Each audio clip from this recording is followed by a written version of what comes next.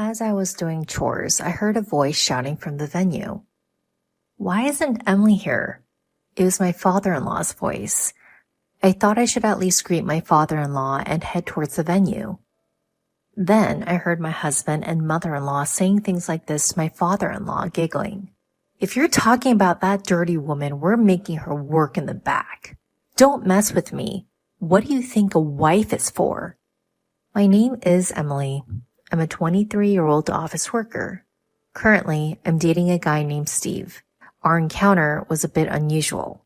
I was living by myself, and he was living in the apartment next door. One day, on my day off, I heard a sudden loud noise from next door. Did he just hit the wall? I wasn't being loud or anything. Although the TV was on, the volume was quite low. I was feeling uncomfortable, but gradually began to think someone had fallen. Worried, I pressed the doorbell of his room, but there was no response. I pressed the doorbell once more and listened carefully to a faint voice. Who is it? Are you all right? I called out, and after a while the door opened. The moment the door opened, a man was swaying, looking like he was about to fall. Are you okay? The man leaned against the door, looking dazed, and then he said, I'm starving. What? I haven't eaten anything in days. What? I hurried back to my place and looked for something to eat. I took the sandwich and some tea I had saved from yesterday and went back to his room. Here, have this if you like. Are you sure? I'd be more troubled if you starved to death. Thank you so much. Saying that, he bit into the bread and ate it up with incredible speed. He then gulped down the tea and let out a satisfied sigh. Thank you for the meal. I really thought I was gonna die. I'll definitely pay you back for the sandwich and tea later. No need. It's not a big deal. More importantly, why haven't you eaten anything for so long? Actually, after paying tuition and rent, I ran out of money all at once. So you're a student. I'm a senior in college. You don't work part-time or anything? Actually, the pub where I work suddenly went out of business. What? That's terrible. So I didn't get paid and my life became difficult all of a sudden. Didn't you talk to your parents? I didn't want to worry them. I see, but I think you should tell them. It's dangerous if you collapse from hunger like now. You're right. I'll be careful. Right after that, his stomach growled. Oh, I couldn't help but laugh. You must be really hungry. Well, it can't be helped since you haven't eaten for days. I decided to let him eat my homemade cooking. He hesitated, but I insisted, saying it'd be a problem if he collapsed from malnutrition, so I let him eat fried rice in my room. This is delicious. It's been a while since I had such good food. He ate like a child, eagerly and happily, which was so cute that it stirred my maternal instincts. We then introduced ourselves and exchanged contact information. I told him to contact me in case of an emergency. It seemed he found another part-time job soon after, and he was able to get a job at a restaurant with free meals. Thanks to you, I won't starve to death. I'm glad to hear that. Recently, when I came home from work, I'd cook a little extra and invite him over to eat together. I was always feeling lonely eating alone, so it was fun to have someone to eat with. As I was thinking about that, he suddenly made a serious face. What's wrong? As I asked nervously, he swallowed his saliva and said this. Emily, would you go out with me? Huh? I know I'm just a poor college student and I'm not a good match for you, but I've fallen for you. I was taken aback by his straightforward words. The fact was that I was also attracted to him.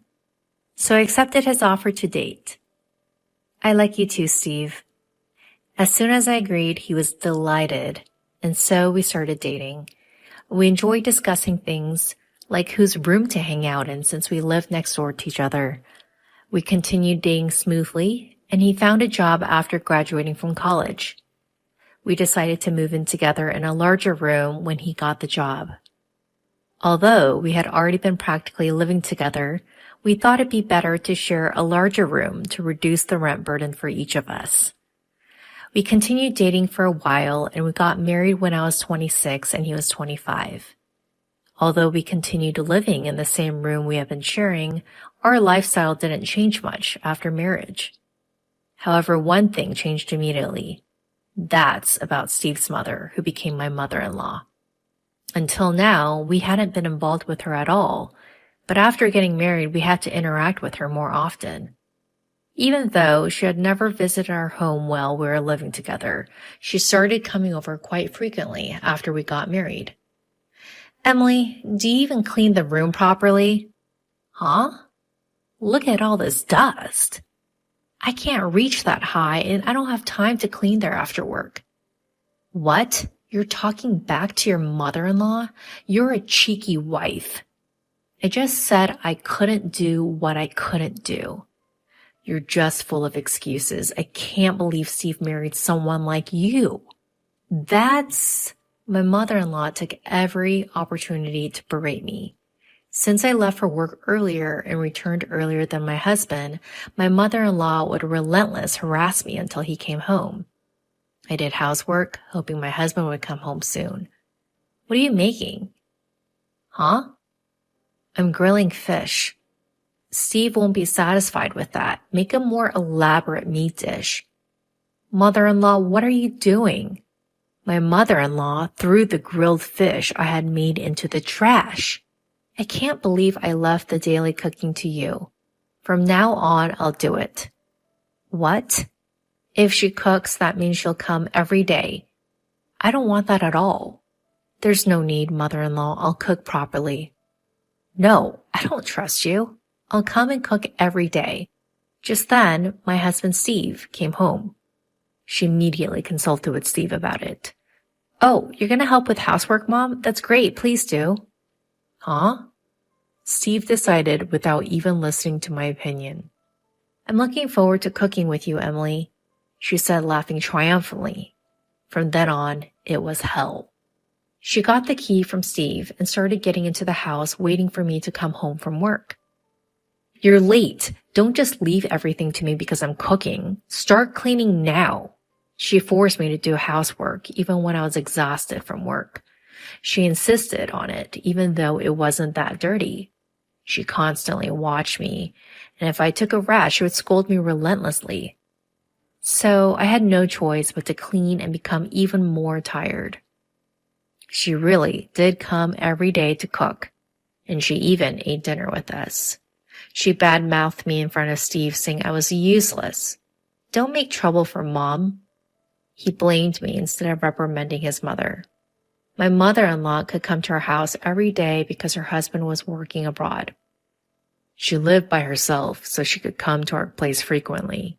She started pressuring me about having a grandchild. There's nothing better than having a child. Hurry up and have one or two.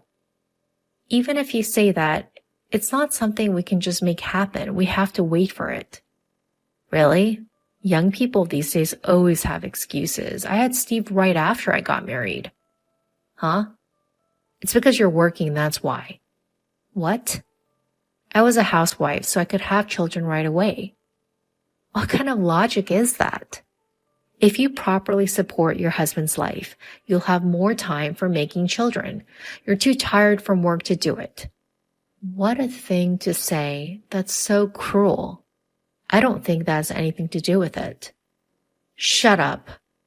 If you don't get pregnant soon, we'll find another wife. Eh? Another wife? Of course, there's no value in a woman who can't have children. I think it's questionable to say such discriminatory words these days. You really are the type to always argue back. I'll tell Steve. Mother-in-law angrily turned red in the face. I thought she was the one who always argued back. As soon as Steve came home, his mother told him what happened.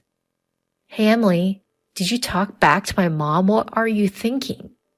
Steve immediately got angry after hearing his mother's story. It's probably your fault that we can't have children. Eh? You're saying that too? There's no way it's my fault. What nonsense are you talking about? I was getting fed up with my husband, who always sided with his mother. I thought it might be better to get a divorce. That's when my husband's grandmother, who had been hospitalized, passed away. So a funeral was held. Even though I was considering divorce, I had to attend the funeral. But my husband and his mother said, "Don't come here, prepare things in the back." I had no choice but to make tea and to do chores in the back. I thought I'd leave my husband once this was over. As I was doing the chores, I heard yelling from the venue. "Why isn't Emily here?" That was my father-in-law's voice. It seems he had returned from an overseas business trip. Well, it was his mother-in-law, so it made sense for him to come. I thought I should at least greet my father-in-law, so I headed to the venue. Then I heard my husband and mother-in-law say while smirking, "It's obvious she's not family, haha. We're making that dirty woman work in the back, haha." They even said that in front of my father-in-law. I was amazed by their unchanged behavior.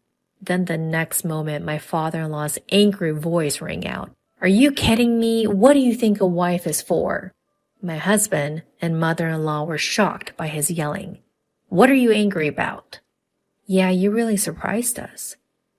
"I'm disgusted that you two think like that. I'll call Emily." Hearing my father-in-law say that, I went to where the three of them were. "Father-in-law, long time no see." Yes, I was surprised. Emily, did you hear that?" "Yes."